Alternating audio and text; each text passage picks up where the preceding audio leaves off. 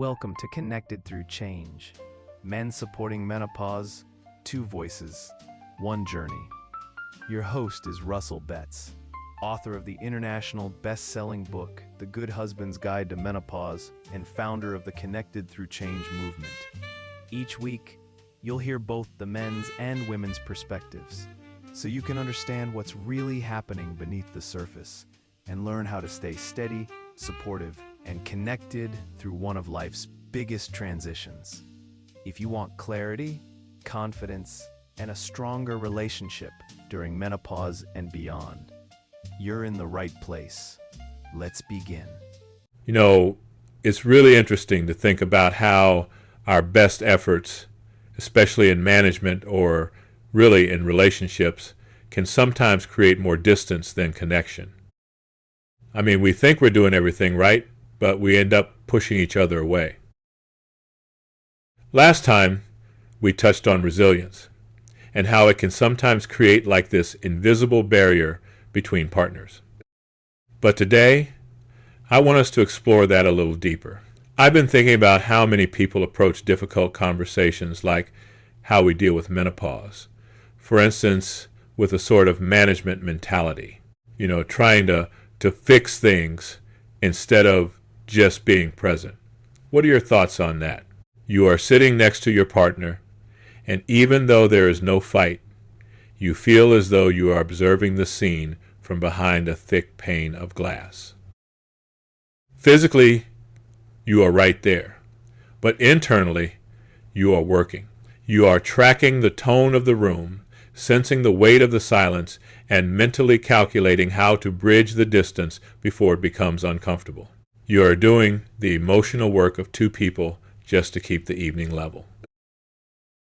You aren't just in the relationship. You are managing it. You can see them, you can hear them, and you are certainly maintaining the structural integrity of the evening for them, but you aren't actually times them. You're on the clock. You become the architect and the primary laborer of the connection, and while that makes the house look like it's standing, it makes the person inside it feel very, very alone. If this is where you've been living, I want you to take a breath. This particular kind of exhaustion makes complete sense. It isn't a sign that your relationship is broken, and it certainly isn't a sign that you aren't doing enough.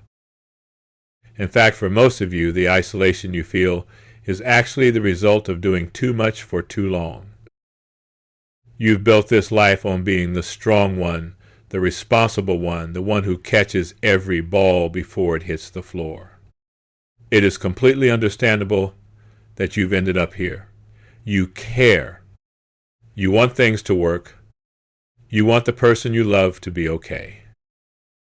But there is a point where that care shifts into a management role, and that role has a very high cost that has nothing to do with your effort.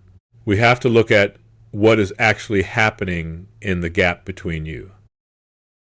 For years, you've operated under what we call a functional model of relating.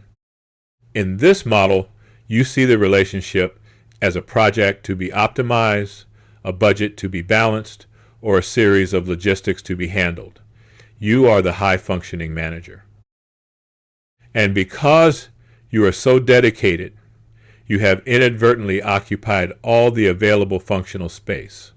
This creates a pattern of relational under-functioning, not because they are incapable, but because you have colonized the gap between you with your own competence. Think of a barrier made of glass. Every time you step in to fix a silence or solve a tension for the both of you, you are adding another layer to that pain. You think you are building a bridge, but you are actually building a wall of your own performance. This creates a profound structural isolation. You are tired because you're playing both roles. You're lonely because from your position of high performance, you cannot be reached. You can be leaned on and you can be admired, but you cannot be truly known. True strength right now is not about carrying more weight. It's the courage to step back and experience the power of the void. It's the willingness to let a moment remain unmanaged long enough for your partner to find their own way into it. You aren't failing as a partner because you are tired of the management role. You're just a person who is desperately homesick for a partnership. We are simply changing the lens. Your partner doesn't need a manager. They need you. And you cannot be you while you are busy being the strong one for both of you. What you are feeling is not a crisis of connection. It is a structural isolation of over-functioning. This is when strength stops working. I'm glad you're here. Thanks for joining us on Connected Through Change. Remember, it takes two voices to walk one journey, and you don't have to navigate this alone. To go deeper, grab Russell's international best-selling book, The Good Husband's Guide to Menopause. Explore the weekly blog or take the communication clarity assessment at connectedthroughchange.com. Stay steady, stay connected, and I'll see you in the next episode.